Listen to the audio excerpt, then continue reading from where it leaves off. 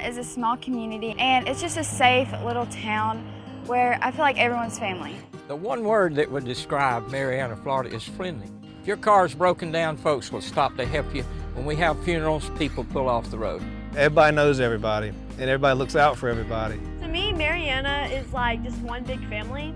For example, when Hurricane Michael hit us, a lot of people lost their homes, but the community was able to come together, and we were able to just help each other out and support each other through the hard times.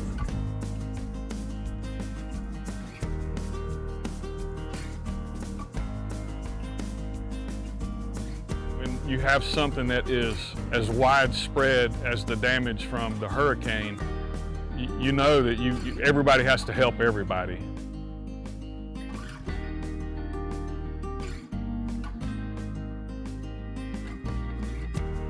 One of the greatest things about growing up in a small town is you know everybody, and if you need some help, they're there to help you.